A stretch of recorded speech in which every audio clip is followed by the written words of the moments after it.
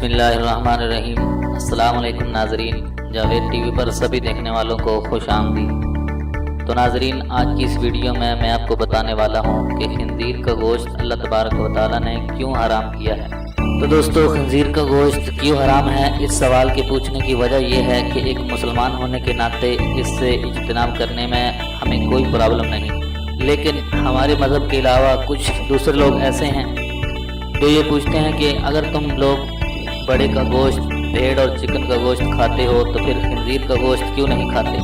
تو ان کی یہ وجہ بتاتی ہے کہ طبی اعتبار سے یہ صحت کے لیے مفید نہیں ہے، مگر وہ کہتے ہیں کہ اگر تم اسے اچھی طرح سے پکاؤ تو یہ صحت کے لیے مضر نہیں ہے۔ تو براہ کرم اس پر روشنی ڈال دیں۔ تو دوستو، اس کا جواب یہ ہے کہ اللہ تبارک و تعالیٰ نے سورہ بقرہ کی آیت نمبر 168 میں بتایا ہے کہ اے لوگو، زمین کی چیزوں میں سے جو حلال اور پاکیزہ چیزیں ہیں ان کو کھاؤ، اور شیطان کے راستے پر نہ چلو، بے شک وہ تمہارا کھلا دشمن ہے۔ اور اسی سورت کی آیت نمبر 173 میں بتایا کہ اس نے تم پر صرف مردار اور خون اور سور کا گوشت اور وہ جانور جس پر ذبح کرتے وقت غیر اللہ کا نام پکارا جائے وہ حرام کیا ہے۔ کھانے کی چیزیں جسمانی اور اخلاقی بگاڑ کا قوی ترین سبب ہیں، یعنی انسان جیسی غذا کھائے گا ویسے ہی اثرات اس پر مرتب ہوں گے۔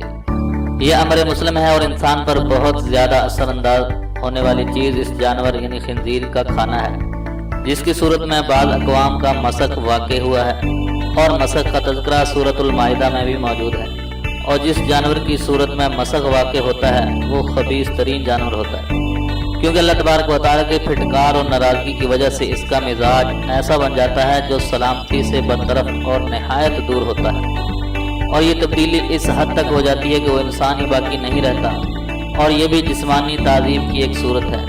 اور جب ایسا موقع آتا ہے تو اس شخص کا مزاج ایسے خبیث جانور کی طرف منقلب ہو جاتا ہے جس سے سلیم طبیعتیں نفرت کرتی ہیں، اور اللہ کے علم ازلی میں اس خبیث جانور اور اس مبغوض اور رحمت سے دور کیے ہوئے انسان کے درمیان کوئی مخفی سبب ہوتا ہے، اور اس کے درمیان اور سلیم الفطرت لوگوں کے درمیان آسمان و زمین کا تفاوت ہوتا ہے۔ بس ایسے جانوروں کا کھانا اور اس کو اپنے بدن کا جز بنانا نجاستوں کے ساتھ اختلاط سے زیادہ سخت ہے۔ چنانچہ اولین رسول حضرت نوح علیہ السلام سے لے کر ماں بعد تک تمام انبیاء خنزیر کو برابر حرام ٹھہراتے رہے اور اس سے کلی اجتناب کا حکم دیتے رہے ہیں، یہاں تک کہ عیسیٰ علیہ السلام اتریں گے اور وہ بھی اس کو قتل کریں گے۔ اور اس میں رتی برابر بھی شک و شبہ نہیں کہ اللہ تبارک و تعالی اور اس کے پیارے رسول صلی اللہ علیہ وسلم کے احکامات کے تحت حرام کردہ فہرست میں ہر چیز انسان کے لیے مضر ہے۔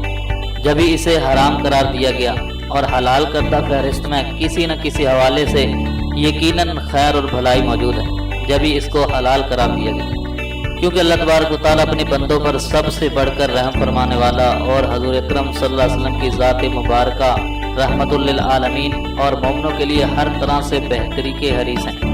طبی طور پر مضر صحت گوشت کون کون سے ہیں؟ سور یا خنزیر کے گوشت میں سائنسی اور طبی اعتبار سے بے شمار خرابیاں موجود ہیں، جن میں سے چند ایک میں آپ کو بتاتا چلوں۔ پہلے نمبر پر سور دنیا کے چند غلیظ ترین جانوروں میں سے ایک جانور ہے جو کہ پیشاب، پخانہ سمیت ہر گندی چیز کھاتا ہے۔ سائنسی تحقیق ثابت کرتی ہے کہ خوراک کا براہ راست اثر یہ جسم پر ہوتا ہے۔ اسی طرح دوسرے نمبر پر خنزیر کے گوشت اور چکنائی میں زہریلے مادے جذب کرنے کی صلاحیت کی وجہ سے اس کے گوشت اور چکنائی میں زہریلے مادے عام جانوروں کے گوشت کے مقابلے میں 30 گنا زیادہ ہوتے ہیں۔ تو گویا یہ گوشت بقیہ عام گوشت سے 30 گنا زیادہ زہریلا ہوتا ہے، اور تیسرے نمبر پر اس قدر زہریلا ہوتا ہے کہ اژدہے کے ڈسنے سے بھی یہ جانور نہیں مرتا۔ چنانچہ بعض اوقات سور فارم کے رکھوالے سوروں کو اژدہوں کے بلوں کے پاس بھی چھوڑ دیتے ہیں تاکہ اژدہے اس علاقے سے نکل جائیں۔ اور چوتھے نمبر پر عام گوشت کے مقابلے میں خنزیر کے گوشت کے گلنے سڑنے کی رفتار 30 گنا زیادہ ہوتی ہے، یعنی عام گوشت سے بہت جلدی خنزیر کے گوشت میں کیڑے پڑتے ہیں۔ تجربے کے طور پر چکن یا گائے کے گوشت کا ٹکڑا اور خنزیر کا ٹکڑا کھلی جگہ پر رکھ کر دیکھ لیں کہ کون سے گوشت میں جلد بدبو اور کیڑے پڑتے ہیں۔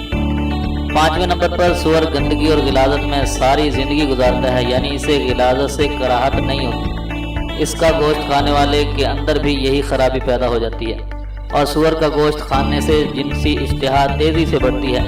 انسان حلال و حرام کی تمیز کیے بغیر اس جذبے کی تسکین چاہتا ہے۔ اور چھٹے نمبر پر سور انتہا درجے کا بغیرت جانور ہے، جنسی تسکین کے لیے نر و مادہ کی کوئی تمیز نہیں رکھتی۔ اسے کھانے والے معاشرے میں یہ خصوصیت بآسانی دیکھی جا سکتی ہے۔ امید ہے کہ اگر ہم جدید سائنسی سوچ و فکر کے حامل ذہنوں کو یہ تمام حقائق بتا کر اور پھر قرآن مجید میں خنزیر کی حرمت کی احکامات بتائیں گے تو یقیناً اطمینان قلب اور ذہن اور شرح صدر سے ان احکامات کی تعمیل پر آمادگی ہو جائے گی انشاءاللہ العزیز۔ باقی واللہ عالم، بے شک حقیقی علم اللہ ہی کو ہے۔ تو دوستو، میں ہوں جاوید اور آپ دیکھ رہے تھے جاوید ٹی وی۔